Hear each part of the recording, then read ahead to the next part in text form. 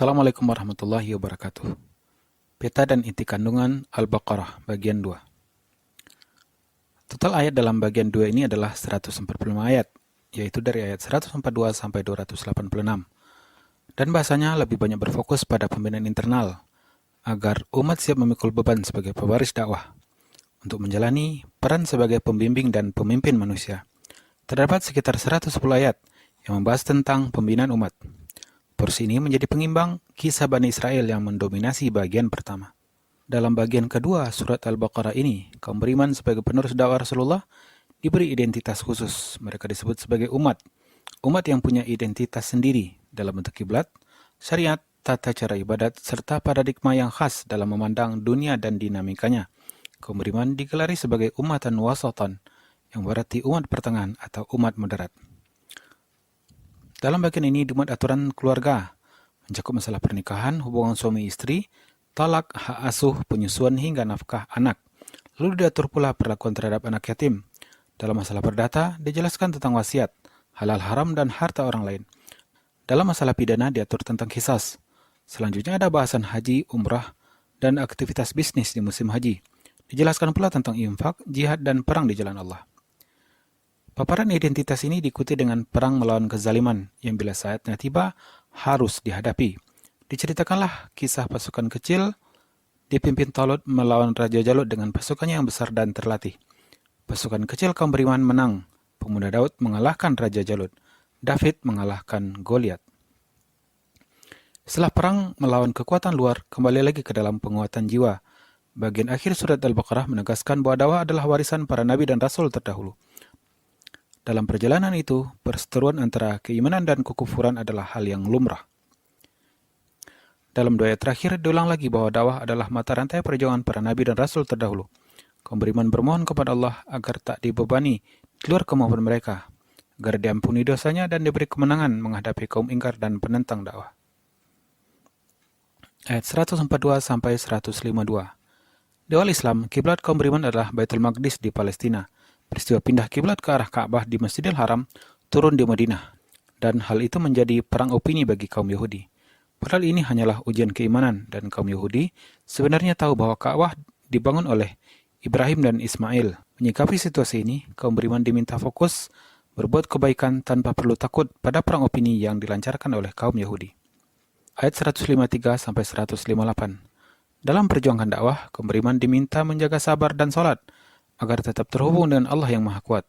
Mereka sadar akan diuji dengan ketakutan, kelaparan, kesengsaraan, serta kekurangan harta, nyawa, dan makanan. Mereka ini menerima dengan keyakinan bahwa semuanya berasal dari Allah dan akan kembali kepada Allah. Ayat 159 sampai 164. Setelah identitas kiblat, perlengkapan berikutnya adalah mentalitas tauhid, bahwa Allah saja yang berhak membuat aturan kehidupan berupa agama, syariat, dan tata nilai. 165 sampai 177. Bahwa seorang yang bertauhid mencintai dan mentaati Allah melebihi apapun. Seorang yang bertauhid tidak akan taklid pada manusia. Ia akan berlepas tangan di akhirat nanti, karena masing-masing orang akan menanggung dosanya sendiri-sendiri. Mentalitas tauhid juga ditandai dengan tidak terjebak pada simbol-simbol. Bahwa kebajikan bukanlah menghadap ke arah barat ataupun timur, tetapi dalam bentuk perbuatan. Berkorban harta yang dicintai, hingga sikap sabar saat sulit, saat sempit, dan saat menghadapi peperangan. Ayat 179 sampai 195. Kepatuhan menjalankan aturan syariat adalah bukti tauhid. Syariat berupa qisas, wasiat, puasa, i'tikaf, dan lainnya adalah jalan yang Allah bentangkan untuk meraih derajat takwa. Selain itu, diatur pula batasan halal dan haram, dan larangan mengambil hak orang lain. Dan dalam situasi tertentu, demi membela diri dan menumpas kezaliman, ada syariat jihad yang menuntut pengorbanan harta dan jiwa. Ayat 200 sampai 214. Identitas kaum beriman juga tercermin dalam doa mereka. Wahai Tuhan kami, berilah kami kebaikan di dunia dan di akhirat, dan jauhkanlah kami dari siksa neraka.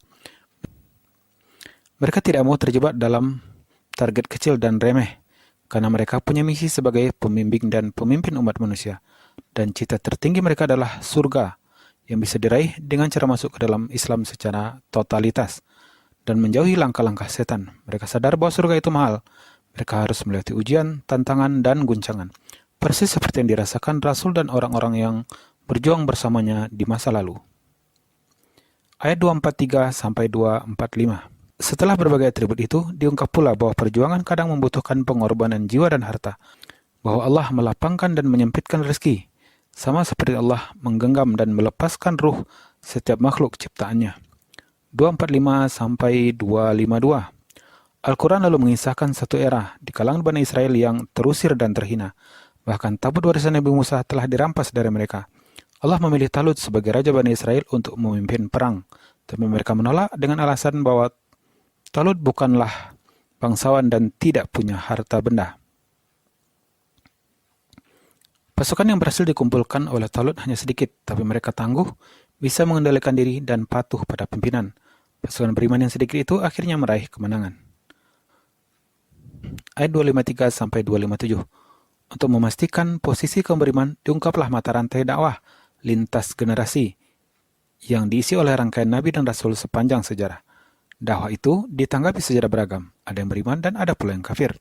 Pertentangan antara keimanan dan kekufuran adalah hukum sejarah, bahwa pilihan untuk beriman atau ingkar tidak ada paksaan di dalamnya, karena iman adalah pilihan yang lahir dari kesadaran. 258-286. Untuk menguatkan simpul iman, diceritakan dua peristiwa tentang kuasa Allah, tentang hamba yang diwafatkan 100 tahun lalu dihidupkan kembali, dan tentang 4 burung yang dipotong dan disebar di 4 bukit lalu Allah hidupkan dan satukan kembali. Dan untuk menguatkan barisan umat, diajarkan amal yang berdimensi sosial dalam bentuk takaful atau saling mendukung. Amalan itu adalah infak, sedekah, dan zakat. Pada saat yang sama, diharamkan pula praktik riba, yang merupakan eksploitasi terhadap kaum miskin. Andai ada transaksi keuangan, diwajibkan untuk mencatat dan mendokumentasikannya. Dan di atas semua itu, doa adalah inti ibadah dan senjata kaum beriman.